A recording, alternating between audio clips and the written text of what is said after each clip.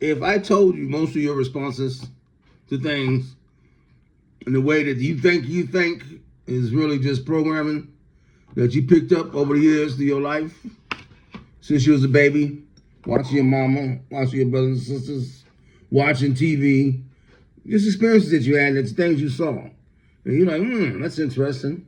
I'm gonna be like that. Would you believe me?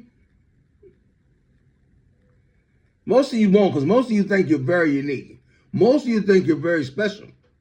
And you are in certain ways, but in certain ways you're not.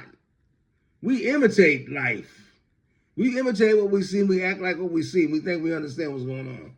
Your belief system, programming. Just like your favorite football team, because your daddy may have liked them. This may sound like really messed up shit, but it's the truth. Most of us really don't develop unique is that the word, or individualism when we're young. And most of us don't really develop when we get older. Like, if you go deep enough, you see like, damn, I act like that because of this? Yeah, it's a trip. It was about 10 years ago, right? I started getting this feeling like I didn't know who I was. Like, who the fuck is CJ?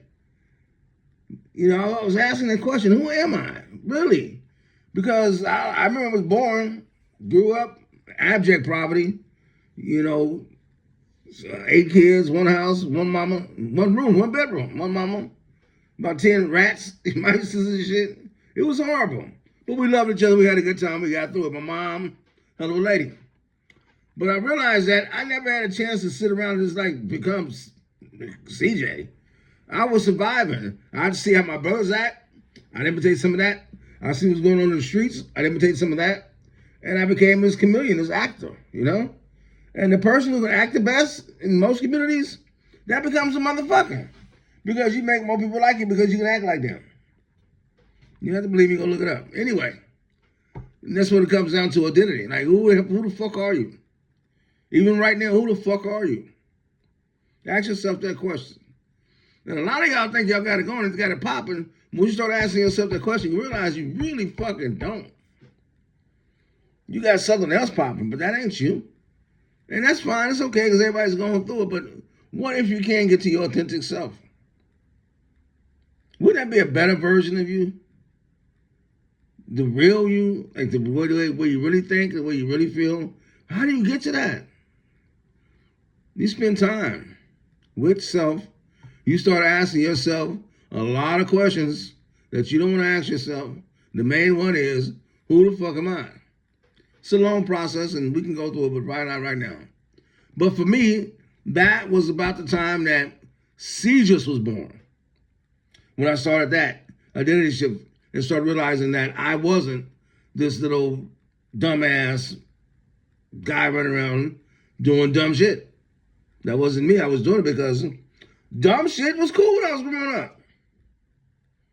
The worse you were in the neighborhood, the cooler you were. The motherfuckers got the most respect. The motherfuckers that sold drugs and killed people. And we all identified for that because we wanted to be the man. We wanted to be cool. We wanted to have a great identity. Not because it was a good thing. That wasn't even part of it. Just trying to be a person, man. You know, that's what it was. So, anyway, I'm going to give you this part, and, you know, we can talk. If you want to talk more, you can hit me up. We can talk. But this part is the part I want to really hit on right now. When I changed my life and started really changing my life, what I started doing was reprogramming myself. I started telling myself I was the version of me that I wanted to be. I would do that every day. I did it with fasting. I did it with exercise. I did it with being patient, learning to love. I did it with just open up my heart. I would tell myself I was that person. And as I would tell myself that person, like every day, this is the mantras. They're not magic. You just reprogram your brain, because that's how we are programs. I still reprogram my mind, my brain. And I started becoming better and better. And then I got sick. When I got sick, ooh, Lord Jesus. It was a programming fiasco going on there. When I hit rock bottom, I had nothing. So to rebuild when you have nothing is a lot better than rebuild when you think you got it going on. Because you really don't. So when I started that process, we built it from there, man, oh my God. There was so much shit I had locked inside of me. I would cry sometimes for days, man, with all the shit I'd been through that I was hiding, and the fake programming and just the fake me and all that, and all the people I met and I thought I loved and I didn't love because I know what the fuck love was, because I didn't know who the fuck I was. But that's okay. That's the thing about it is, no matter what, it's okay. It's not your fault. We all go through this shit. The only problem is when you keep going through it when you know better. Me talking to you right now, you fucking know better. So the question is, what you gonna do about it? Are you gonna keep being the same person you are?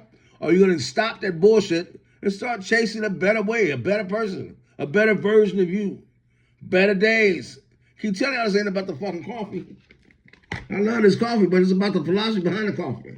And the philosophy behind the coffee is we can change. We can be better. We can be beautiful.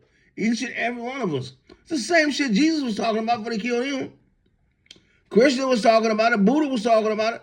All these ancient prophets and philosophers that we aspire to be like, they were saying the same shit. The power to change and be great is inside of each and every one of us. That's your beauty. Not your car, not your ring, not your degree, not your job. You.